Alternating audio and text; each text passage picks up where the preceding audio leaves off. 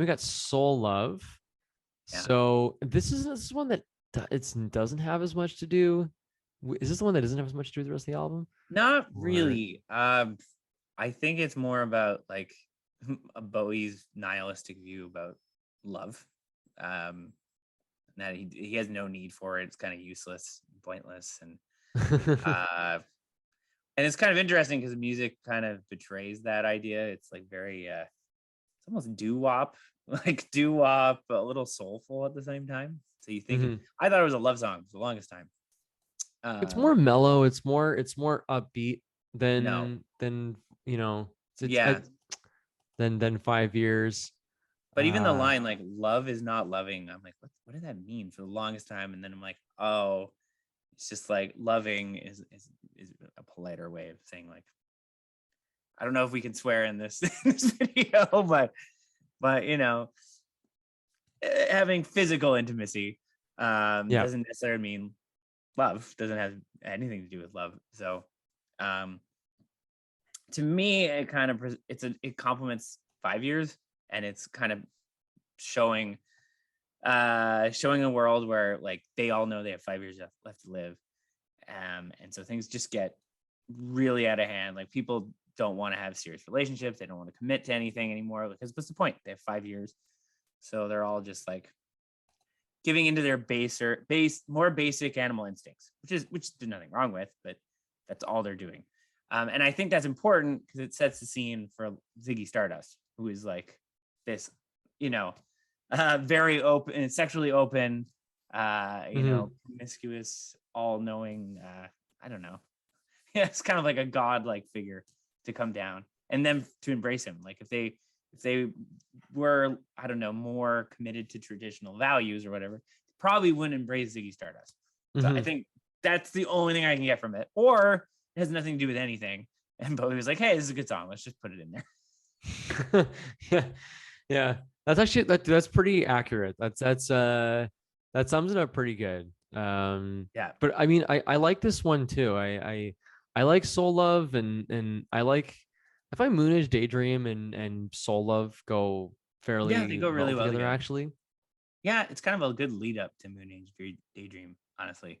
Yeah, It's like I don't know what that because the crashing in of the da na na I'm an alligator like it's that's all it. it's Dan, it. yeah, that's I mean it's like perfect because that's what I see with Soul Love. It's kind of like this is Earth, this is what it's like, and then boom, here's Ziggy Stardust. Here's what he's all about, yeah, and he's like, and it's so cool. Like I was telling you before we started this, it's so like open, like open sexuality is very like it's very freeing. It's this figure who does not care. Like this is who I am. Like I I'm like a mama papa. I don't know what that means. He has no gender definition.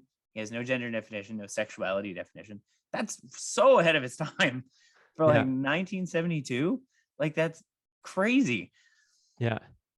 I mean, obviously, I don't know. Maybe he's a Bowie had to present it as an alien to make this palatable for people, but people bought it.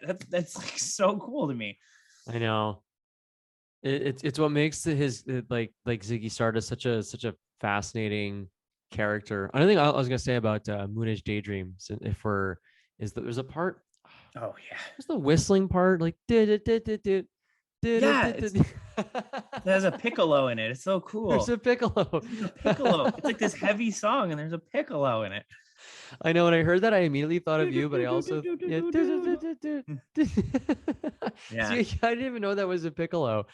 and And the solo, like Bowie's great in the song, but oh my god, Mick Ronson, holy moly, oh, I know that Mick solo at Ronson's the end, so it's so good. simple, but like there's so much soul in it. It's just it just rips. It's just like a bend, but it like feels like it's going on forever. Like Yeah. Yeah, his playing is really, really good in this song. Mick Ronson, I was just reading about him before. Like he's been with like so many bands. Like yeah, he was a genius guitarist, he's and he really arranger. He good, arranged like orchestras and stuff. Like he's really talented super musician. And talented, yeah, talented guy. yeah, yeah. Um, So I guess after and Moonage Daydream is like it's funny because originally, I so stupid. I saw in the Rock Band store and I was like, oh, of all the songs they could have put on the Rock Band store from Ziggy, like why couldn't they put on like, Hang On to Yourself or It Ain't Easy? But Moonage Daydream is phenomenal. It's great. It's a grower. It honestly wasn't one of my favorites when the first time I heard it, but the more the years go by, I really like it, and it's super, super ahead of its time It's in a super ahead lot of of its ways. time. And like you said, and they're kind of poking fun a bit at T-Rex. Yeah, I Mark Bolan a little bit because his Mm-hmm. his lyrics were also very like sexual, but they were also like what, like Mm-hmm. even just starting the song with "I'm an alligator" is so weird. It's the imagery is bizarre, but it he's an alien, whatever. It like doesn't even have to make sense. It's like surrealistic in a way. Yeah. Yeah, no, Yeah. it's great. It's a song that I really want to like. I'm gonna listen to it again soon for sure, and I really really want to listen to it more. I think it's like you said, it's a grower. Yeah, and it's Um, super interesting. Even the use of like, I think Jerome would analyze this better, but like American slang uses a lot of like colloquialism. mhm. I can't speak. Colloquialism, Thank you. yeah.